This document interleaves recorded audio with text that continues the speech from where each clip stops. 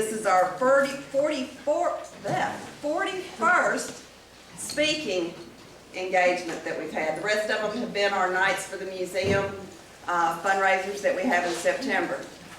So, you know, we've come a long way since 2008, and as y'all can see tonight, we have purchased the building next door so that for events like this, y'all won't be so crowded and crammed up. But we're a long way from getting in there, so we'll talk about that here in just a second. Our next speaker is going to be, where are they at? She's They left. not. She's not here. Okay. I'm sorry. Our next speaker is going to be Butch Williams, and Butch is going to talk, of course, about his family and education and just family in general. So that ought to be a real good one. We've got a lot of interesting things planned for this year. I'm going to tell y'all about a project, and I want y'all to listen really carefully because I need everybody that grew up in Minden or Webster Parish to take part in this. It's very important. Normally we do the cookbooks. Well, I just couldn't make myself start another one. And so Cora Lou had started writing her Christmas memories. And she did that for her kids and grandkids. And we got to talking about it, and I thought that would make a wonderful project for us to do in a book form. So we need everybody to write their Christmas memories. Now, it doesn't have to be about one particular Christmas, just all the things that you remember growing up as a kid, and write it like you were telling your children or your grandkids about what it was like growing up in Minden, in Webster Parish at Christmas time. You could talk about, you can talk about anything, and it does not have to be just a super short story. Dad wrote one, I made it go back. He didn't, he brought me 2 pages, and I said, I know you got more than that. So he's having to revise his.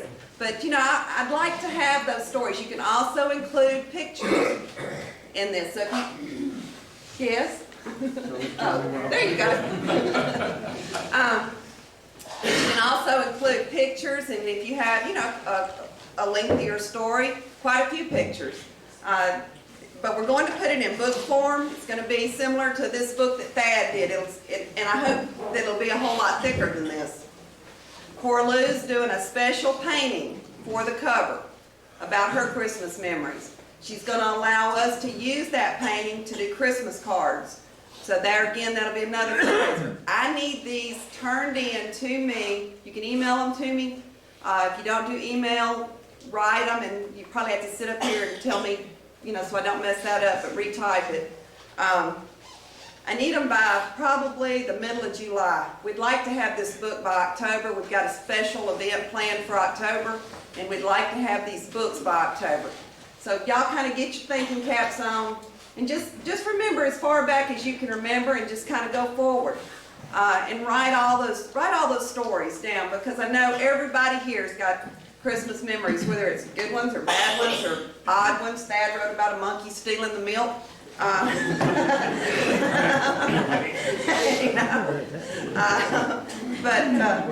know everybody's got a lot of Christmas memories. So that's your project. That's y'all's homework. So please do it. I really need. We're including Juanita Agan's stories that Juanita always put in at Christmas time. John's allowing us to use those. John's also going to kind of write us a historical Christmas story to go in the front. Like I said, Cora Lou's got hers, Dad. We've already got quite a few. So don't forget that. I know as you came in, you saw the Mardi Gras display. That'll be up till the end of the month, and then we'll switch that one out. I turned the air on, but we don't have any air. Most of you know that the air conditioners got stolen.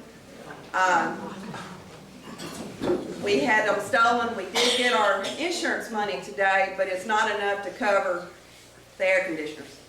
So I've gone ahead and told them to bring the air conditioners. So if you feel really good tonight about yourself, there's the tip jar. And you can write us a check to help us cover those air conditioners that we've got to get put back within the next week or so. Another big amount of money that we're needing pretty fast too, we need to put a roof on the building next door. And we've got bids about $22,000 for that. So that's kind of where we're at right now. And as far as money, those are things that we need right now is roof, and we need air conditioners for sure, or I do. Let's see. I think that's it for me. John Agan's going to start the program off tonight, and he's going to give us some historical facts, and then he's going to turn it over to our other guest speakers. And if LeVerne is the last speaker, if she gets going pretty good, I told her I'd do this. So.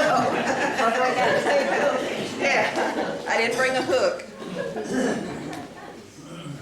Okay, I'm going to flip the script a little bit tonight. I'm going to give you a commercial first, and then we'll go forward from there. If you can't hear me, you may be lucky, but I'll try to, if you have problems, let me know. So, okay. In my capacity as chairman of the Secretary of State's Advisory Board for the Germantown Museum, I want to let you know that we are making progress, a lot of progress on our visitor center, and we're excited about that. It's been years coming.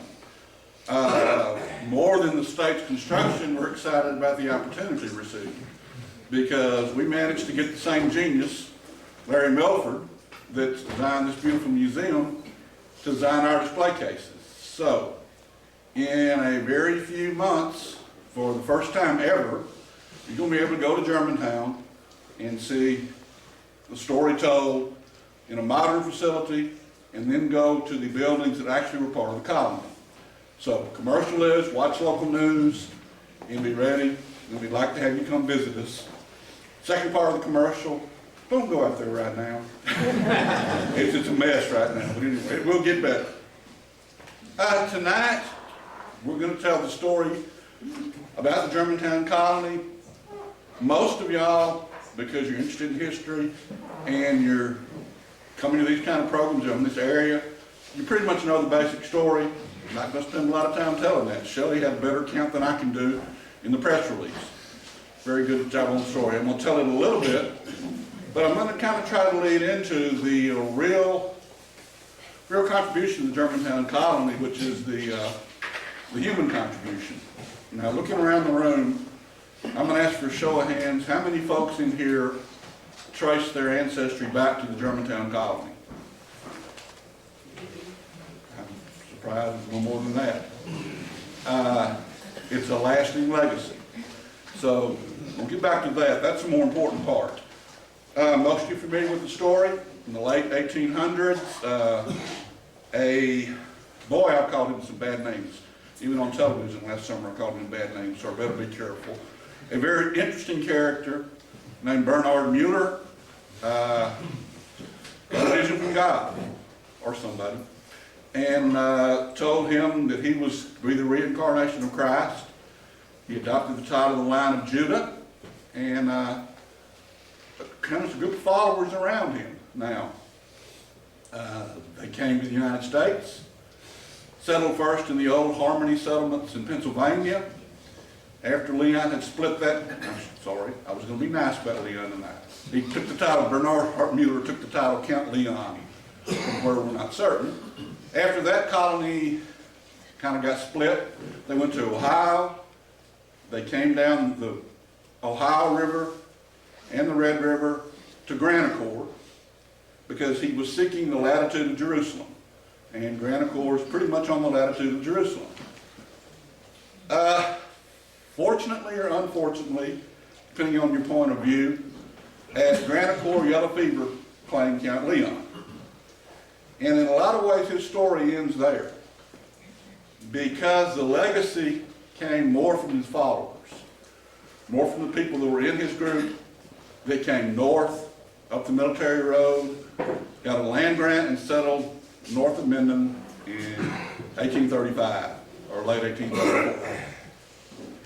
They managed to keep some of the religious mysticism in place. They modified it somewhat, but a very strong economic streak came into place. Now, I often complain about history books. I guess because I wish you could get a contract to write one of those, because you sell those things for $125 to all those college students, you make a lot of money. But they overlook, to me, the significance of this colony. We talk about the various utopian colonies. Talk about Oneida, talk about Amana, and Germantown thrived perhaps equally as long as they did, if not longer. The only thing that destroyed it was the Civil War and Reconstruction. Yet, at the same time as that thriving going on, in many ways they were in a tougher situation. They lost their leader. Whatever you think of their leader, they lost him. And they managed to repurpose, and the colony that developed here became a lot of things to this area. Cultural oasis. Mr. Stokowski came into town to teach violin to the citizens of Minden, children of Minden. The Countess, with her digitorium, Elsa Husser. Digitorium, in case you don't know, is a board where you learn to play the piano without any piano. Had 10 years of piano where I almost practiced every so often. I can't imagine not being able to hear the sound. But she taught that way. Later she got a piano. This cultural idea was mixed with ethic hard work. This colony was self-sufficient. One of our goals one day is to exploit that idea. They produced everything they needed and produced stuff from Minden too. We have some problems. Some of the stuff they produced peach brandy. Don't tell the folks at the Baptist church they did that, but anyway, it gives them some problems we talked about. Had silkworms, mulberry trees, where they raised silk. So it was a little experiment in, the play was done several years ago, The Visions of Utopia. It really was in some ways their own utopia. I had a guy last summer asked me, Dave McNamara from New Orleans asked me, did I think they got utopia? And I've never been asked that before. And I'm still thinking about that. But they certainly made an effort to. But when I asked for the show of hands earlier, it's amazing when you look at the contributions that colony made to this community. We have a neglected resource, and we have a governor from this town. Governor, Robert F. Kennan, grandson of John Bott, business manager of the colony. When you look at the field of education, and you start tracing all the families in education, you can trace their roots in some way back to Germantown Colony, you realize that more than just a little footnote history book and more than a few buildings out there, they so enriched our lives here. And we have the privilege tonight of having 3 descendants of the colony to talk to us about living and growing up in that area. Before I get to that, gosh, I think I told you I'm going to read it like too. LeVerne asked me to read this because she didn't know how blind I was. Anyway, it was out of the paper yesterday, actually. Jack Dillard's column, and she showed it to me, and I agree that it does a wonderful job of expressing Germantown Colony's settlers, what it meant. The title of it was Country Born and Proud. It says, in a short conversation, folks from a rural background, let it be known where they come from. This is a good trait. See, I warned you I keep saying get it out further. They are proud of family, religion, the way they live, and how they used an advantage to the opportunities they were projected. See, now you embarrass me now, I keep reading. Sorry. Get the angle better. That's good, okay. Product of family, religion, the way they live and how they used to advantage the opportunities that would get provided for them. This is bad. It's a good quote, so bad that I can't read anymore. I apologize for that. We could and should not live in the past. However, being proud of your heritage is the first step toward being happy in the situation where you are today. I would advise you to find this on Dallas Report Times, find it on the internet or a copy of the paper and read it coherently.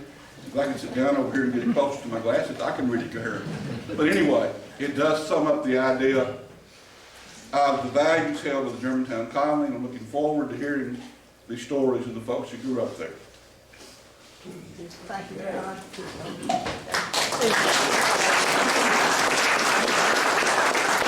We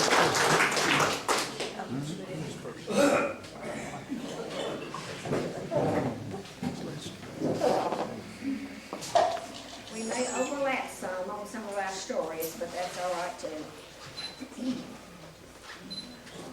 My mother was a part of the Germantown community. When Count Leon died at Grandicore, the Countess, Lisa Leon, along with Dr. Genshin, led the colonists to what was then Cleveland Parish. Mother, Eunice Bernadine Krouse, and Otto's father, Francis Otto Krouse, are great-grandchildren of Genshin. He was a doctor of philosophy and theology. He became the spiritual leader after the Count's death.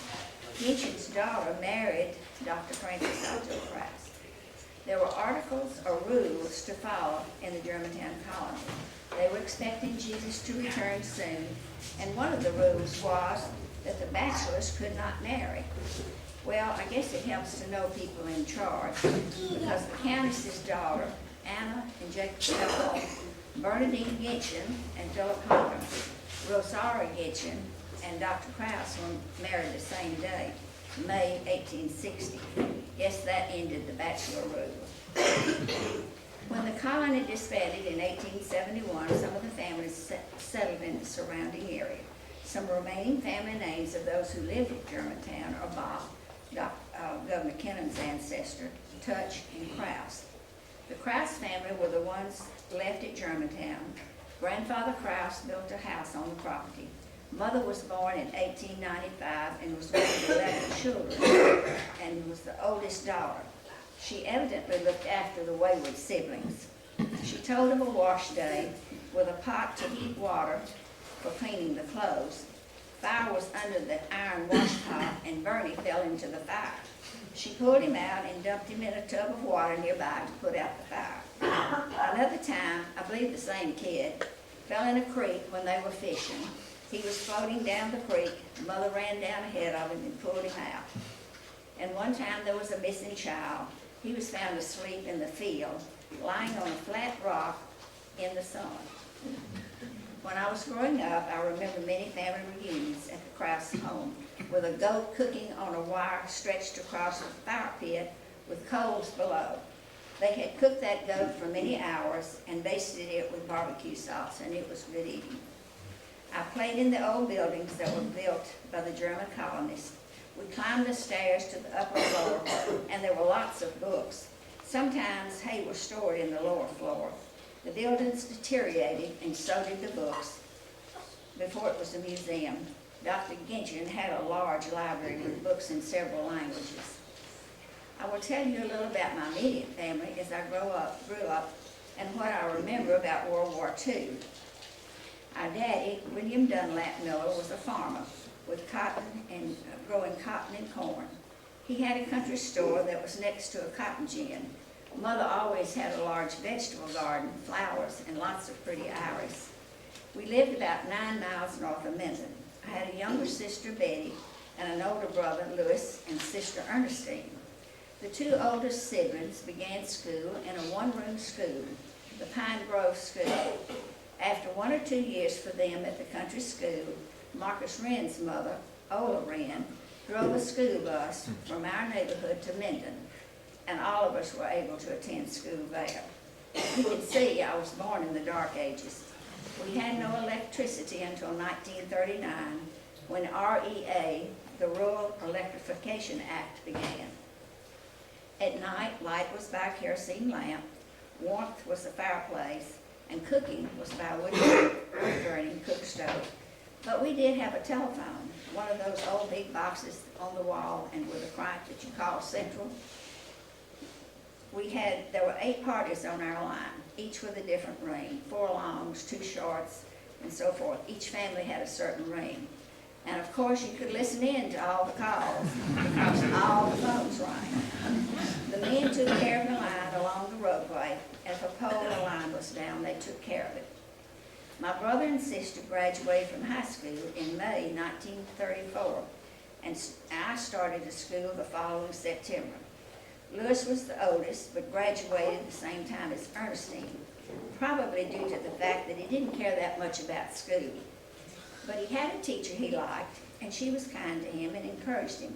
Maybe because he was devilish and she wanted him out of school, or maybe because our last name was Miller. The teacher was Miss Trudy Miller, who became Mrs. Harry Andrews. My sister Betty graduated in 1953, and so did Cora Lou Robinson and Becky Marvin. During a recent phone call to my sister Ernestine, she said she had just planted a pear tree. She will be 97 next month. I had to smile. To plant a tree is to look to the future. Betty and I will probably never live that long. We're not so calm and easygoing as Ernestine. After high school and a job and some college, Brother joined the Louisiana National Guard with a group that left Minden going to Camp Hewlin at Palacios, Texas for training. I believe that was in 1941.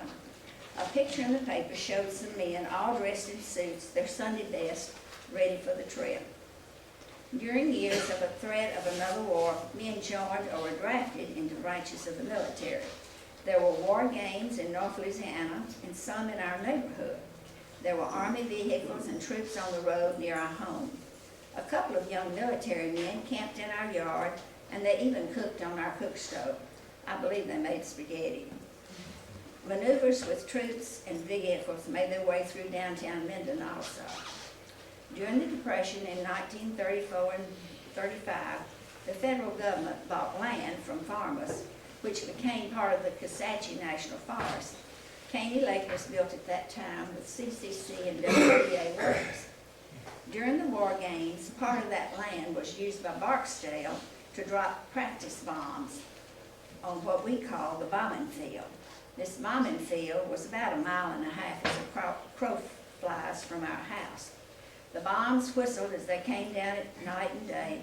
At night when I heard a plane, I thought, I hope they hit the target and not our house. The planes also dropped flares attached to a nylon parachute. Neighbors tried to find the nylon parachutes to get the material. I never got one, but they were an off-white. Parachutes had been made out of silk up until that time. Nylon was used instead of silk as it was difficult to get silk from Asia during the war years. And I learned that nylon was first used as toothbrush bristles in 1935. Ladies were delighted when in 1941 nylon stockings came to be. However, we didn't see much of them until after the war. One of our cute young teachers in high school had some nylon stockings, and we thought they were so pretty. The U.S. got into World War II, first helping Britain with Lend-Lease, furnishing materials for them to use. In 1942, American troops joined the British to clean out North Africa. Lewis was in the Army by that time, and he came into Europe by way of Africa. He was in the Battle of the Bulge. However, we did not know where he was located during his overseas time. The Battle of the Bulge, which was in France, Belgium, and Luxembourg, was in the last of 44 in January 1945. It was the largest and bloodiest battle of World War II, fought by the U.S. troops. There were 610,000 American men, including 19,000 casualties in that battle. One day a man came in a car to our house and delivered a Western Union telegram. I don't know if the driver was in a taxi or if it was a car that belonged to the Western Union folks. My parents were afraid to open the telegram as we knew what the message could be. It read, "We regret to inform you that your son, Francis Lewis Miller, has been wounded in battle, period. No more information. Was he seriously injured? How bad? We worry." We did get a letter from Lewis later to say and it was good to know he was alive and well. A short time later, Lewis came home. He said he had been shot in the shoulder and in the backside. He said he didn't feel the shoulder wound, that it just grazed his neck and missed the vein. But when he hit him in the behind, it made him mad and he turned and shot the guy. Don't know if he killed him. Letters to military were sent by email. You bought thin paper, what we called onion skin, that was used for making tight carbon copies back in the Dark Ages. The paper and the envelopes were thin, so they did not take up much space and cost less to mail. I don't remember what the airmail stamp cost. There was rationing. Families could get ration cards, What I remember about that is sugar and gasoline and some other items were rationed. In those days, families were fortunate to have one car, and it was used carefully to save gas. Sugar was guarded also. I was in high school from 1941 to 1945 during all the war years. My first year in high school, there was football, but after Pearl Harbor, the coaches and the men teachers went to war. So no more football, and because of shortages, we had no yearbooks during our 4 years of high school. We did have a newspaper article, however. During most of the 11-year school experience for my class, there was only one president of the United States, Franklin Delano Roosevelt. Roosevelt died in April 1945, just before we graduated. And yes, we didn't go 12 years. We learned all there was to know in 11. You were right that David and Coralie and Betty had to go 12 years, though. Just kidding, girls. Not long after the war was over, I went to the post office on Main Street where Ruth Blythe and a young man were working the stamp counter. Mrs. Blythe called and introduced me to the young man. He was just home from the Navy where he had been stationed on several islands in the Pacific.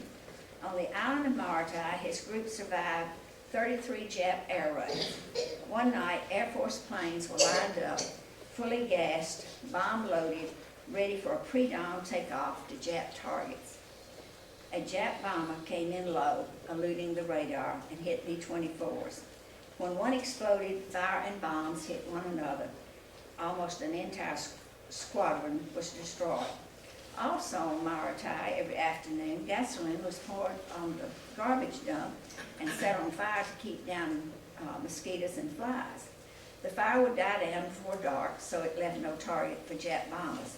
One day, Henry started to fire against orders. He didn't remember why, but was given the name Smokey after that. I imagine he got in trouble. He had been an aircraft mechanic, starting engines for ground check and doing minor repairs. One of the planes he worked on was a seaplane, a PBY. Henry was on Luzon Islands in the Pacific when the war ended. He enlisted in the Navy in 1942 and was discharged in 1946. He was fortunate to have a job waiting for him. He worked at the post office before the war. Many of the men came home to look for work and or to attend college on the GI Bill. Henry worked at the post office for 39 years until he retired. My brother was not so fortunate. He did not find a job, and so he re-enlisted in the Army and served 20 years. As I listened to the news the past couple of weeks about Russia helping the folks in the Ukraine, it brought back memories. After the war, Russia controlled parts of eastern Germany. After re-enlisting, Louis was stationed in Germany. He and his wife lived there for several years. They had no children and adopted 3 from an orphanage. The first child was a baby girl, and they got the little girl. Louis and Sylvia decided they needed a son also. His wife went back to get the boy. The boy happened to have a twin sister. Sylvia felt that she couldn't split up the pair, so they adopted both. The family, though, with these twin babies, had 2 older children and parents to take care of. They had lived in northeast Germany near the Baltic Sea. Russians came in, took their property and their business. The family fled south into mid-Germany as they looked for, as the father looked for work. There was a shoe factory near the military base where the father tried to get a job. He did not find work there, and the family could not provide food for the babies and had to leave them in the orphanage. Even though this family went through many trials and struggle, that family did survive. And those 3 adopted babies are now 60-something, grandparents, and American citizens. I've told you more than you ever wanted to know the ancient history of my family. But the best part of my family are my children, and 9 grandchildren and 5 special grapes.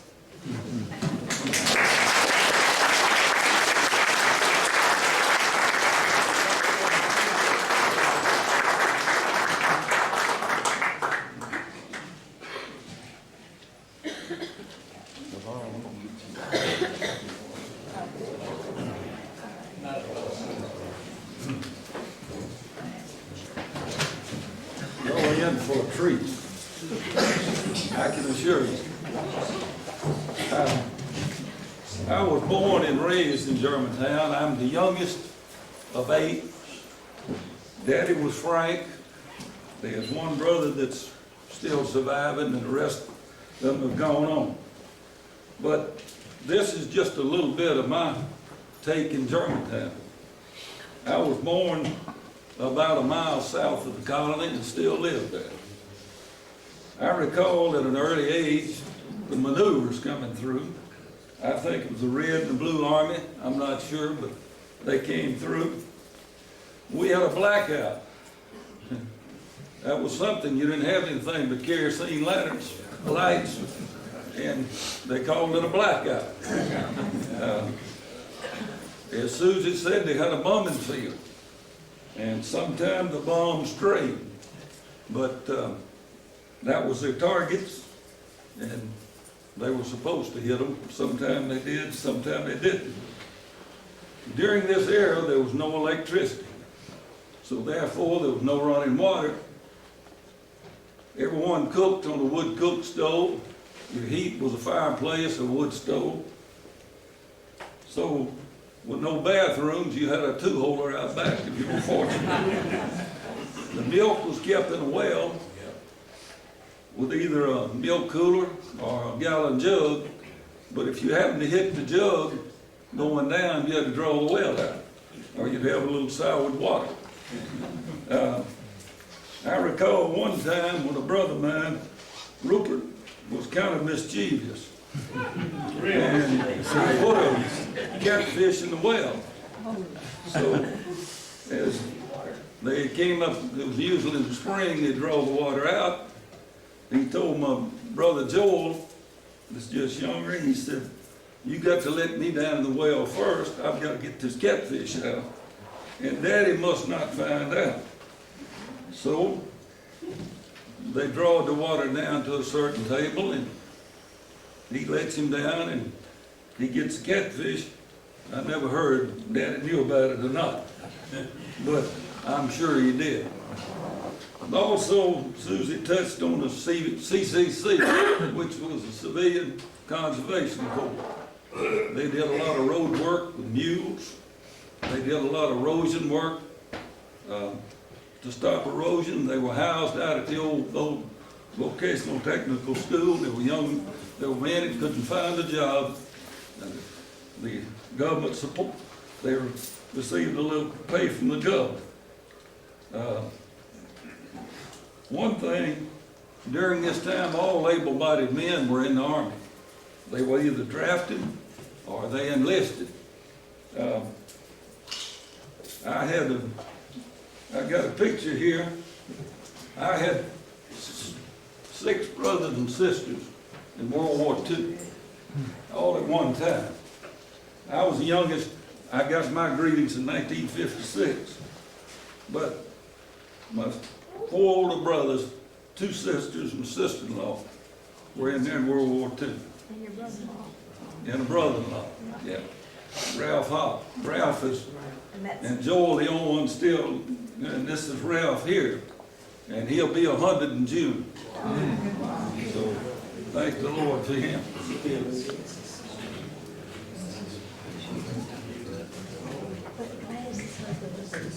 Yeah. So, back to my family a little bit. My 2 sisters were in there, married servicemen. So there were a total of out of our family when I went in, 11 of us served.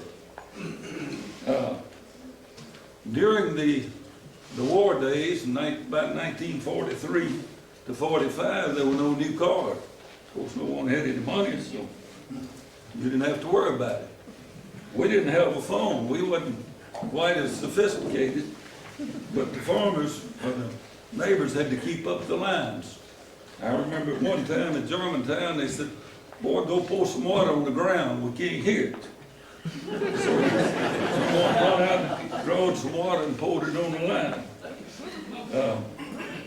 One thing that to me was very important, and I tell you, I think it's our society is lacking, is whenever a neighbor was sick, the neighbors went to that man crop. They worked it out.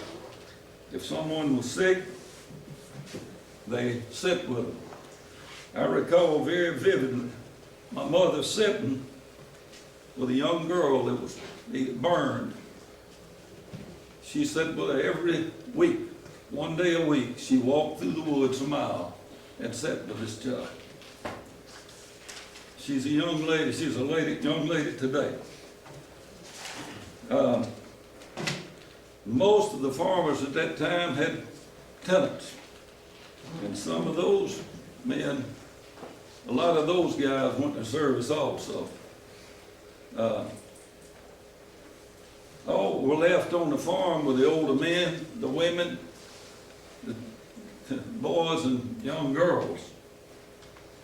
Our duties didn't change. Daddy gave me an early instruction. Do what I tell you. There was no ifs and ands or buts and worries. I recall Mama telling me at age 5, said, get a milk bucket, we're gonna milk. And that was till I was grown. All cooking was done on a wood cook stove. She canned several hundred jars a year because there were 8 of us. I mean tomatoes. When they killed the calf, they cooked in the pot. They canned it, canned corn in it with a sealer. So there was no electricity until Susie said about 1939. All this was prior to it. Daddy broke me in at 9 years old on a tractor. He said, it's time for you to learn. Everybody's gone, but he and I got introduced to a cross-cut saw. We split, cut stove wood, cut firewood.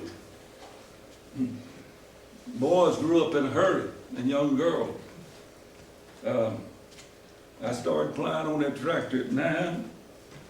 We baled hay with an old John Deere baler. You tossed the hay in, you fed it, you stacked it, you hauled the hay up there. And the thing about it, we killed a lot of hogs. We'd kill from 5 to 8 a year. And it's kind of, I know people healthy now say don't do it, but we had a lot of hog lard. We'd kill a hog, Daddy would salt it down, he'd cure it, he'd smoke it. They canned sausage to preserve it. This was regular. Another thing, my mama made preserves out of marmalade, jelly, whatever it was. And back to the hogs, when they killed the hog, they didn't throw anything away. I don't think it squealed. They canned it. But one thing they did, they took fruit and cut it up. Mama would lay 2 big sheets of tin out. And they'd cut up fruit, pears, apples, figs, and they'd dry them. She'd make pies out of it. She'd put them in a meal sack and save them. Another thing, when they went to town, about the only thing bought was sugar, and flour, and coffee. The rest of it, maybe soda, what have you. Everything else, if you didn't have it, you didn't go buy it. You made do with what you had. Daddy was a good blacksmith.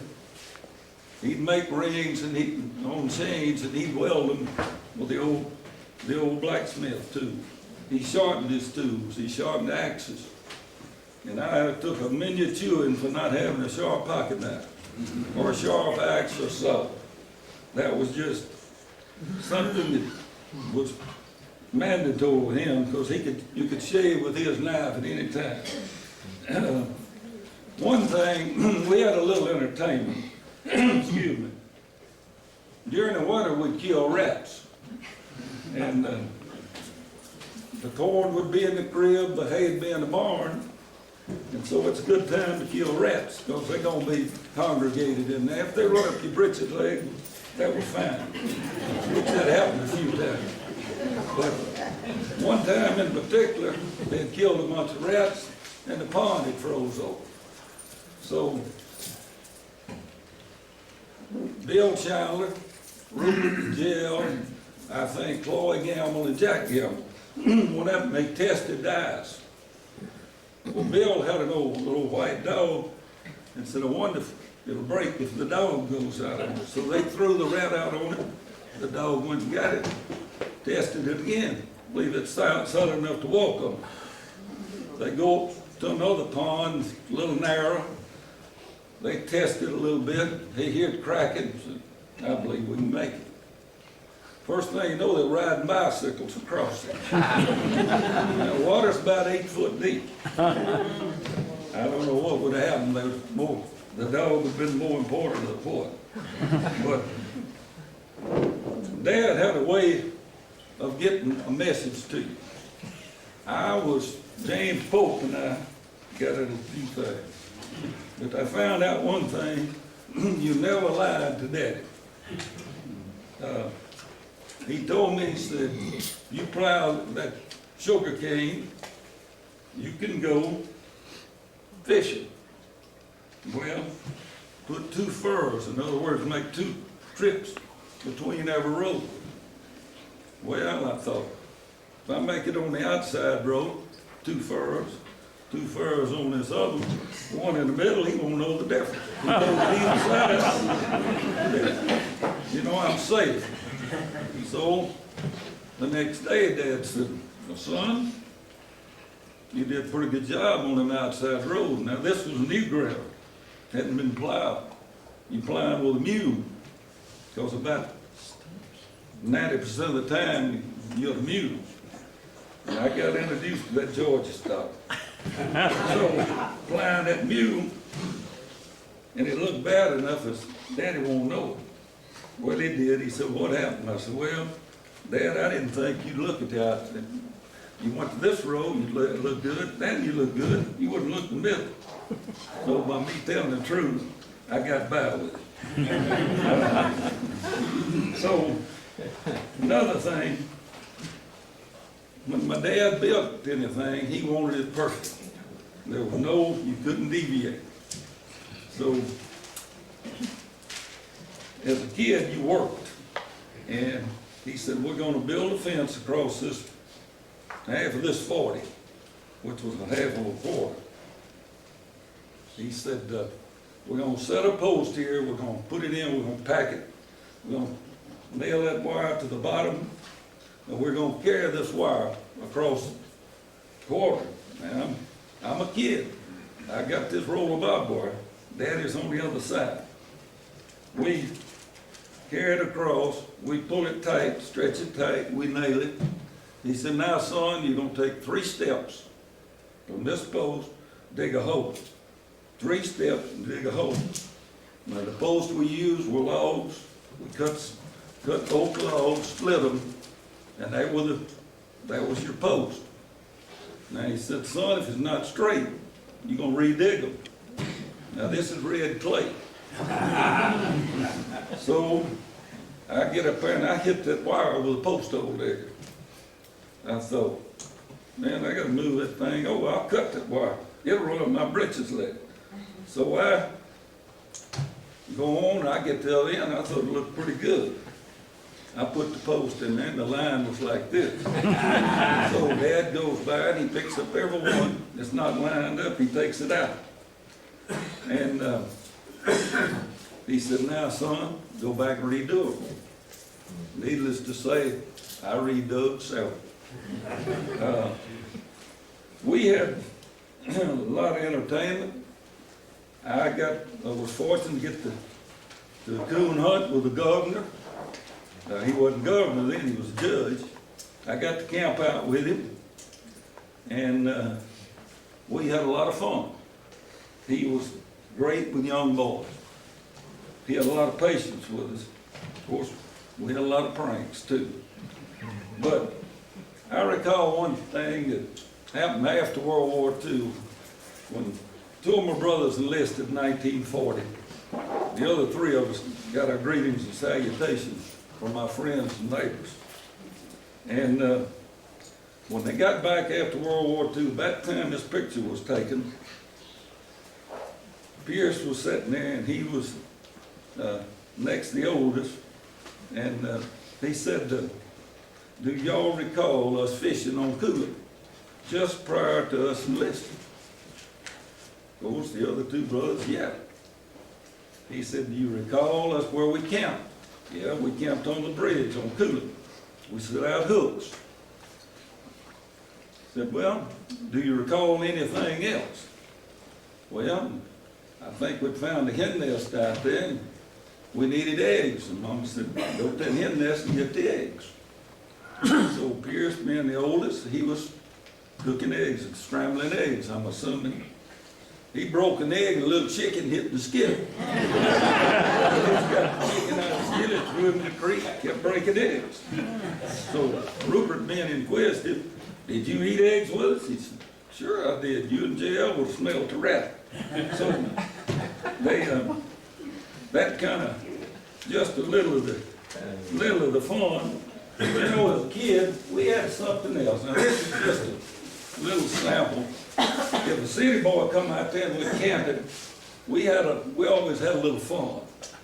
And this is just a miniature of one, but now you pull that at night when it's dark. Somebody holds a ladder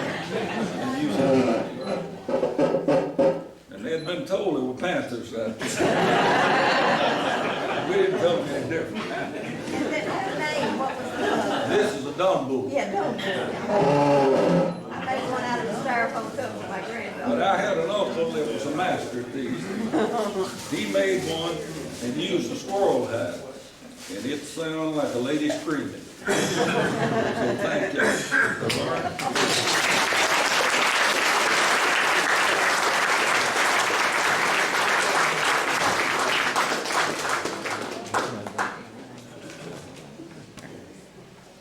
When Corlo called me, I said, are y'all desperate for speakers? But here I am, and since I was the baby of the bunch, that's why I'm last, and I've been warned to keep it brief. It's hard to know exactly where to start. I'm going to make a correction, though, because I'm really not a part of Germantown. Actually, my ancestors go back a little further. My great-grandmother was Emmeline Miller, Putson, Langhale, and her parents had immigrated to this country in 1820. So this was before Germantown. And then my great-grandfather, Julius Langhale, had come to this country in 1850. He was a loner. But I guess my connection with Germantown is my Aunt Trudy and my Aunt Bertha. Daddy had two sisters that married Krouse brothers, Frank and Arthur, and they each had a lot of kids. And my dad, being number 10 in the birth order, and I think Aunt Trudy was number 5. 3. No, okay, number 3. And Aunt Bertha was what, number 2. Number 2. Well, Daddy was not that much older than his nephews, and so he entertained. They fished and hunted, and they were all just very close, and so was I growing up. I did learn researching. I got acquainted with Elaine Help by someone that I had never met before. I'm getting a little bit off the subject here. Several years ago, my dad got a card actually, wanting to sell a book that said that there was only 35 Lang Helps in the United States. And I'm thinking, no, there's that many in Minden back then. But I decided to bite and gave her $35, and there was a listing of several Lang Helps that I'd never heard of in Illinois and Massachusetts, and I called one of them. It was Eric, and I thought, well, he's going to think I'm trying to hit him up for money, you know. But he was just as friendly. But anyway, he introduced me to, or told me about his daughter, and I sent, started corresponding with her, and she was going to make a trip to Germany to visit her Tante Lily, as she called her, and her Uncle Heinz Langheld from Dublin, Ireland. And I sent her everything that I had on the Langhelds and all the names. And I have a first cousin, Christopher Reynolds Jr. Langheld. Y'all might remember Danny, the fencing fellow that was here. Well, his brother, older brother, Chris, lives in Ozark, Alabama, or dead. He's dead now. But this material that I sent stayed there, I think it was in Frankfurt, for 10 years, and nobody looked at it. And one day this Heinz came, and he has a son named Christopher Langheld. And when he saw that there was a Christopher Langheld in the United States, well, that piqued his interest. And he contacted my Chris, and they started corresponding. And I still hear from the Dublin Christopher.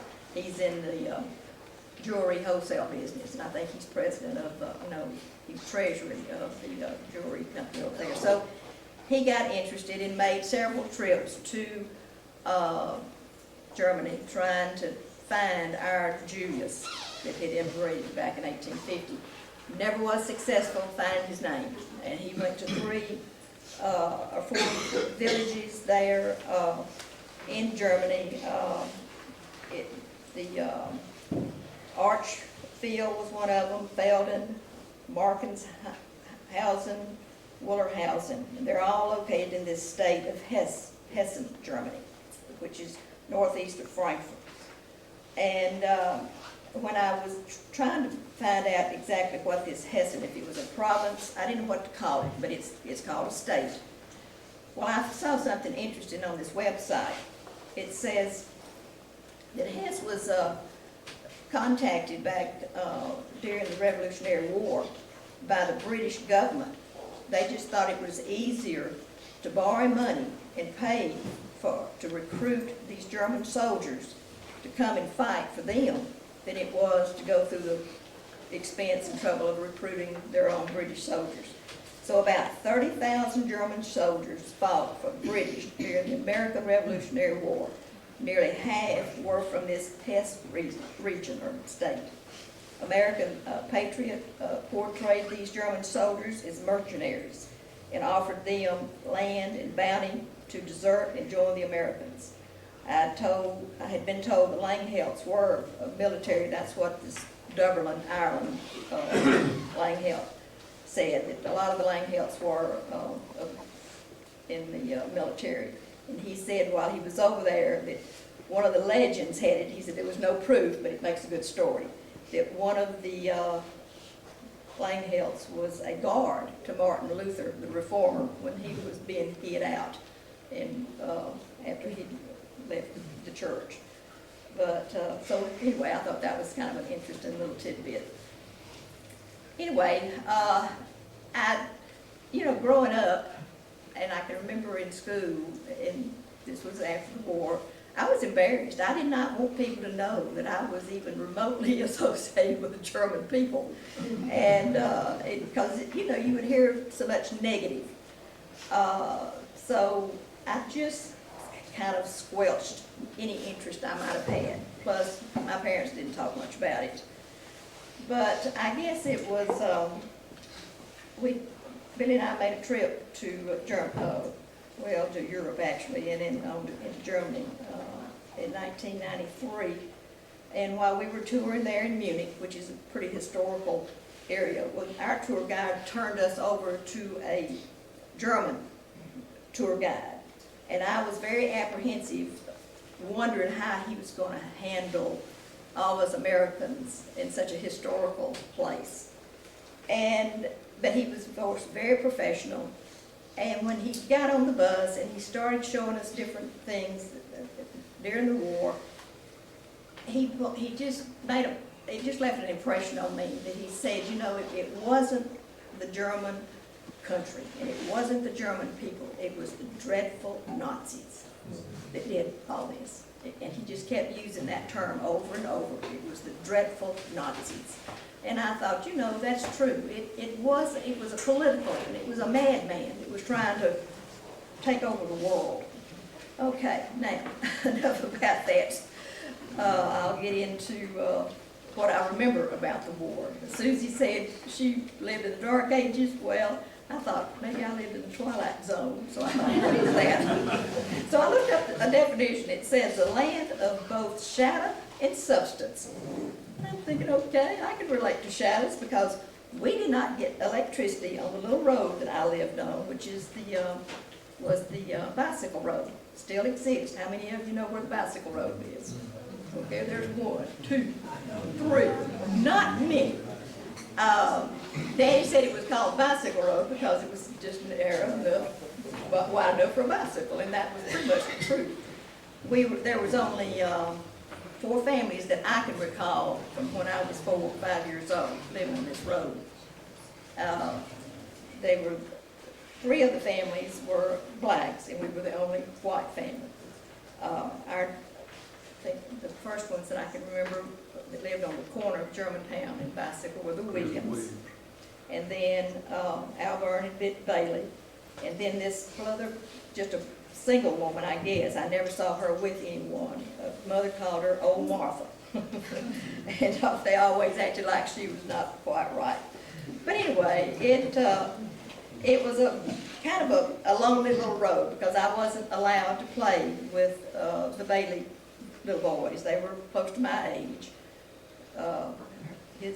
Their mother was LeVerne. She would come and help my mother wash clothes, and on a rub board, I might add, and with water they drew out of a well. And it was, I guess, being an only child and living out in a remote area, that taught me how to entertain myself. And but anyway, to give you an idea of where this little road is, if you go out the Germantown Road, and I'm sure most of you know where that highway is, to the parish, Webster Parish line, Webster and Claiborne line. You take a right, and you'll be on the bicycle road. And that little road is not very far. I think it's about 10 miles through there, maybe less. And that will connect you to the Mandry Road. And if you take a right on the Mandry Road, then you will come out on Highway 79, the Homer Road, near Holly Springs Church. So that kind of gives you a mental idea of where this little road, and this was my stomping grounds. I could walk from the bicycle road through the woods to get back to my grandmother Langhelt, who I adored this woman. I could just talk for hours on her. She and my grandfather Ben, who I never met, he died when my dad was 23. They had 10 boys and 5 girls, and they only lost one little boy, Judas Quentin, when he was about 3, 2 and a half or 3. And I got to see a letter, or actually a diary, that Jim Tom Madry's daughter called me one day, and he had some of the most flattering things to say about Ben Langhelt. His mother had died when he was 12, and he lived with just whoever would take him in. But someone really instilled in him such a gentleness and a work ethics. I asked one of my aunts, because my dad was a very, very gentle man, and never heard him use a profanity of any kind. None of the Langhelts did. They may have around other places, but not around my grandmother. But anyway, I could just get really strung out on that, but I'll try to keep posted. Susie and Otto mentioned the maneuvers. When I was trying to think back if I had any memories about World War II, well, the first memory that came to my mind was a maneuver. Now here we are on this little lonely road, and all of a sudden there was commotion, because we hardly ever saw a car or truck or anything back in 1941, 42, 43. But this day, there was army trucks, jeeps of all descriptions. They came roaring down this road, and Mother, I don't know where she got this little flag, but she handed me a little American flag and told me to run out to the road and wave my flag at all these servicemen. I said, I guess she was going to make sure that they knew we were on their side. But that was always a mystery to me. Why were they there? And you know, this was the little remote road, but then, I guess John or your mom had written the article about the maneuvers. And so that answered that question. And I printed out a little story on these Louisiana maneuvers. This was big doings. They started in September 1941. And it was the prelude to the greatest war the world had ever seen, World War II, and led to the birth of Camp Pope. The maneuvers were called the Big One, quote unquote, because it involved upward to 500,000 men engaged in simulated combat. It included 19 divisions and was the largest such military exercise ever held in the U.S. continent. If you care to read, I've got a copy over there in my little book. Okay, now the other big event on the bicycle road, the dropping of the bomb. Mother always insisted when I was little I take a nap in the afternoon, but this particular day something woke me up. I don't remember if I really heard anything, but there was some commotion. And when my dad came in from work that day, I guess by then maybe he was working for the Gulf Oil. Either that or he was still working for the parish. But we took off to our nearest neighbor, the Baileys. And when we get down there, well, LeVerne and her husband's name was Bitt. They couldn't wait to run and tell us of what had happened. One of these bombs, these practice bombs, had fallen in their field right near where they were working. And of course, they heard it coming, you know, because it made the whistling sound. And Bitt, her husband, had a peg leg, and I mean literally a wooden, it looked to me when I was little, I thought it looked like a baseball bat attached to his leg. But she laughed and laughed because they frightened them so bad that he outran her. And so of course that tickled my daddy, and that story, it was still being told. It went, everybody, even Otto, he remembered this story. And, but these were the kindest, gentlest black family you would ever want to know. They just were, Mother and LeVerne remained friends until my mother died. She would stop by and visit, and so they were just great neighbors, and good memories.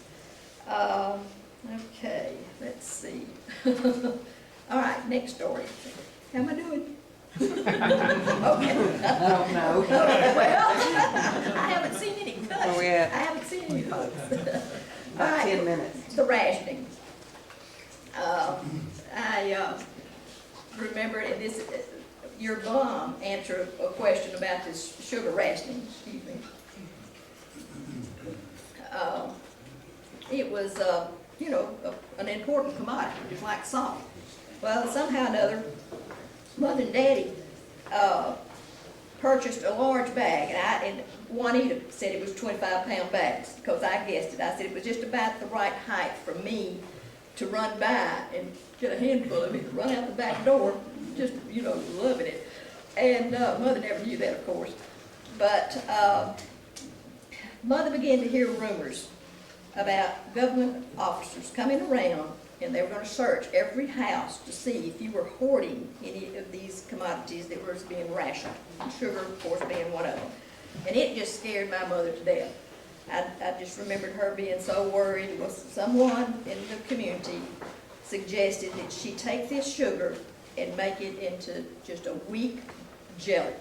And I'm supposing it was in the springtime, because it was just, I can remember that it was pale, pale pink, so probably mayhaw or plum. I don't know.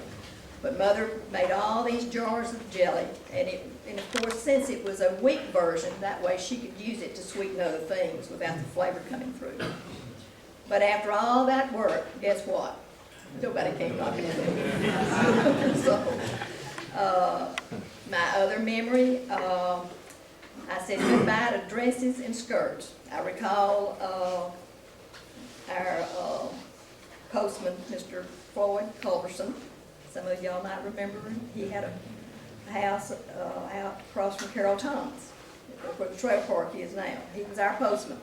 Loved that man. He was someone I looked forward to, because it was a car, and I would run up and jump up on the running board and look over, and he would take his fountain pen and make little squiggly marks on my hands, and of course I wouldn't want to wash my hands. But this day he came, he had a package for Mother. Thrilled me to death, you know, Mother was getting a package. So she opened it up, and lo and behold, it was, in my mind, maybe they weren't red, but in my mind, these were red slacks. Okay, Mother tries them on, and I would just fall out in the floor in a dramatic crying, carrying on, and Mother was like, "What in the world is wrong with you?" I said, "You're gonna go to hell." I had heard my grandmother, my aunt, some of the women, you know, and I asked Otto, I said, "Did you ever remember any of the women folks wearing slacks?" And well, no. But Mother was a little bit more brave, I guess, because her dad was so strict. She would tell me that the only time she was allowed when she was at home as a girl to wear pants of any kind was on very, very cold days. She could borrow her brother, that was just 15 months older, overalls and wear them to the barn to milk. And Mother had a lot of, she was of Scottish descent, so they were just so different than the people that I grew up with, because Mother was a little bit, no, she was very superstitious. But she would tell me about her dad and how strict he was, and that he would not allow her to, or her sisters to whistle. And I said, "Why?" And this is what she told me: "A whistling woman and a crowing hen, sooner or later, will come to some bad end." And Daddy would call all Mother's sayings folky-isms. And she was full of them. But Mother whistled all the time. And when I'd hear her, I'm thinking, she's still rebelling against her daddy. But anyway, I guess this is almost at the end of my bicycle road memories. I ran out of ink last night on my computer. Oh, here's a couple of little tidbits that came to mind whenever the evening news. And I suppose, since we didn't have electricity, I'm thinking, were these battery-operated radios? I don't know, but I can remember that when Edward R. Murrow or Gabriel Peter would come on, and Daddy would want to listen to the news, and it sounds so serious and scary, I would jump up and run. I couldn't handle it. I remember the music of that time. I had an older cousin, Tavy Langheld, that worked for the REA in Homer for years. But she was like a teenager when I was a little girl. She would pick me up and bring me to Minden, and we would eat at Fad's Cafe. And I remember the little coin-operated jukeboxes that sit on, I guess that's what you call them, that sit on the table. And she loved Glenn Miller. In fact, she collected Glenn Miller albums, and I don't know what happened to her after she died. But that's a good memory. And this is going to sum it up. By 1947, we had moved from the bicycle road to the Homer Road, about 3 miles out of Minden. And I'm still marveling at how Mother and Daddy managed to save up enough money to buy some U.S. savings bonds, but they did. And Mother would pack them around in her purse in a little brown paper sack. But one day we go, it was on a Sunday, Daddy loved visiting relatives, and we'd gone to my older cousin, Clifford Langheld. Was a carpenter around Minden for a long time. And I played outside while the adults were inside visiting, and I never liked to get dirt under my fingernails, not even as a little girl. But I knew what to do And I'd run inside, and I knew Mother had a little manicure kit, so I go in her purse and I take care of my fingernail problems. And I go back out and play. And I thought it was odd that Mother's purse was not by her, but the adults was in the kitchen drinking coffee. And so, you know, I didn't think any more about it until we get home. And Mother sounded very serious. She said, "Were you in my purse today?" And I said, "Yeah." And she said, "Did you take anything out?" And I said, "I don't remember." And I may have. I was just going for her manicure little kit. So she got my dad, and we raced back over town to my cousin's, and there was the little brown bag with Mother and Daddy's life savings. And so, needless to say, LeVerne didn't get in her mother's purse after that.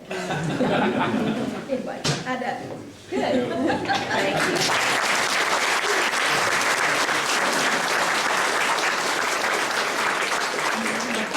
We've really had a wonderful program tonight. Thanks to Otto, LeVerne, John, and Susie. It really was great. I think we really helped to remember lots of our history, which is definitely a purpose of this museum. Now, please take time to look at the museum there. And if you don't have time tonight, come back, because Larry Milford with Shelley's and John's and a lot of other people, assistants, have really created a wonderful museum, really special. So take time to see it there. If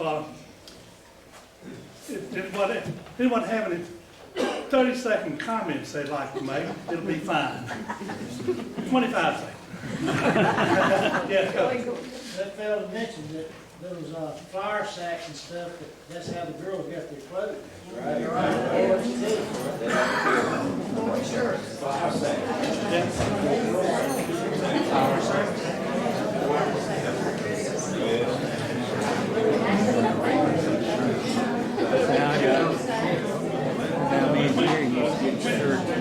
When you leave, sign the register somebody, sign it here coming in. Well, there's a book out front if you don't mind signing. If y'all are not on our mailing list, you can go to our museum website and sign up to be on our email blast. If you do Facebook, we've got a group and a page on Facebook. You know, sign up for that. But y'all do not forget your assignment. What is it? Christmas stories. Do not forget. Thank you for coming.